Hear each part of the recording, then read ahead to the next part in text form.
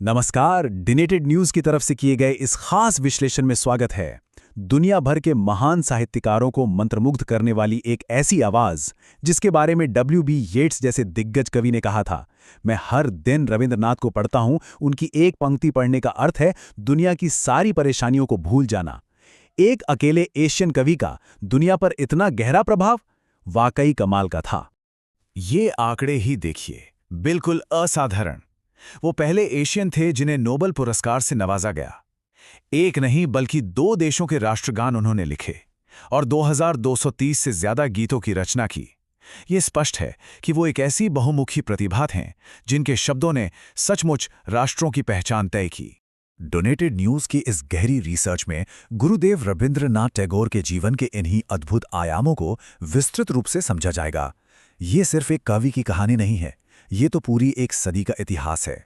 इस सफर को 6 मुख्य हिस्सों में बांटा गया है। पहला, कवि और दार्शनिक। दूसरा, गीतांजलि और नोबेल। तीसरा, संगीत और राष्ट्रगान। चौथा, राजनीति और विद्रोह। पांचवा, महात्मा और गुरुदेव। और आखिर में चित्रकला में पीड़ा। एक प्रकृति प्रेमी बच्चे से लेकर एक महान कलाकार बनने तक का सफर। चलिए देखते हैं। तो शुरुआत करते हैं पहले भाग से, कवि और दार्शनिक, प्रारंभिक जीवन। 1861 में जन्मे टैगोर के बारे में एक दिलचस्प बात यह है कि उन्हें स्कूल की दीवारें किसी कैद खाने जैसी लगती थीं।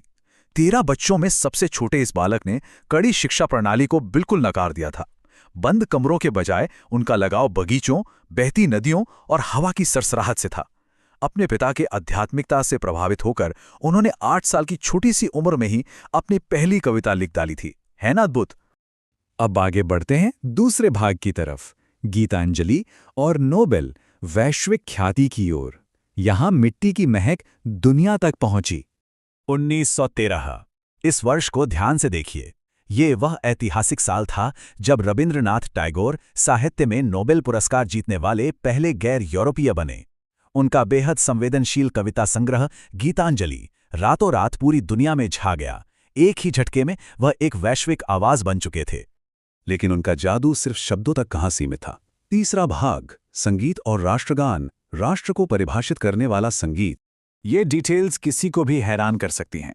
रविंद्र संगीत, जिसमें 2230 मूल रचनाएं शामिल हैं, हिंदुस्तानी रागों और गहरी मानवीय भावनाओं का क्या कमाल का संगम है। और सबसे खास बात, इनमें भारत का राष्ट्रगान जन गण मन और बांग्लादेश का राष्ट्रगान अमार सोनार बांग्ला भी शामिल है। खैर, आज भी उनके गीत इस पूरे उपमहाद्वीप की धड़कन हैं। चलिए अब चौथे भाग की ओर चलते हैं, राजनीति और विद्रोह, क्रांति और विरोध। उनकी कलम एक हथियार भी थी। इस टाइमलाइन पर गौर करिए। 1905 में बंगाल विभाजन के विरोध में उन्होंने क्रांतिकारी गीत अमार सोनार बांग्ला लिखा। फिर 1915 में उन्हें किंग जॉर्ज पंचम ने नाइटहुड से सम्मानित किया। लेकिन जब 1919 का दर्दनाक जलियांवाला बाग हत्याकांड हुआ तो उन्होंने ब्रिटिश क्रूरता के खिलाफ खड़े होते हुए बिना किसी हिचकिचाहट के अपना ये बड़ा सम्मान लौटाकर विरोध दर्ज किया। लॉर्ड चेम्सफोर्ड को लिखे गए उनके पत्र के शब्दों की ताकत देखिए। अब वो समय आ गया है जब सम्मान के प्रतीक हमारे अपमान के संदर्भ में हमारी शर्मिंदगी को और बढ़ा देते हैं। उन्होंने तय कर लिया था कि वो हर विशेष उपाधि त्याग कर दुख की उस घड़ी में अपने देशवासियों के साथ बिल्कुल साधारण रूप से खड़े रहेंगे। इसके बाद आता है 5वां भाग, महात्मा और गुरुदेव, बौद्धिक प्रतिद्वंदी, आजादी के मतवालों के बीच की विचारधाराएं। यहां एक बेहद सटीक और सम्मानजनक टकराव देखने को मिलता है। महात्मा गांधी का ध्यान चरखा, विदेशी कपड़ों का बहिष्कार और स्वराज पर था।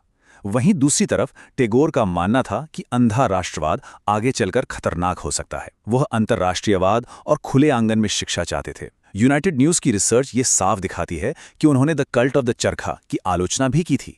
लेकिन मतभेद के बावजूद दोनों में इतना आदर था कि वो हमेशा एक दूसरे को महात्मा और गुरुदेव ही बुलाते थे। ये एक सच्ची डेमोक्रेटिक स्पिरिट थी। अब आते हैं 6वें और अंतिम भाग पर, चित्रकला में पीड़ा। कला में पीड़ा, जीवन के आखिरी दशक में छुपे दुख की कहानी। उनके जीवन का ये दौर, सच कहूं तो किसी का भी दिल भर दे। 1902 में पत्नी मृणालिनी का निधन। 1 साल बाद ही बेटी चल बसी और 1907 आते आते सबसे छोटे बेटे को भी खो दिया। सोचिए, सिर्फ 5 साल में आई इन मौतों ने उन्हें अंदर तक तोड़ दिया। इस गहरे दुख की परछाई उनके आगे के जीवन पर हमेशा के लिए छा गई। ये कोट उनकी कला में छुपी पीड़ा को बखूबी बयान करता है। उनके द्वारा बनाए गए चेहरे कई मनोभाव दर्शाते हैं: उदास, रहस्यमयी, खतरनाक और नाटकीय। 7 साल की उम्र के बाद ये दुख चित्रकला के एक अटूट जुनून में तब्दील हो गया।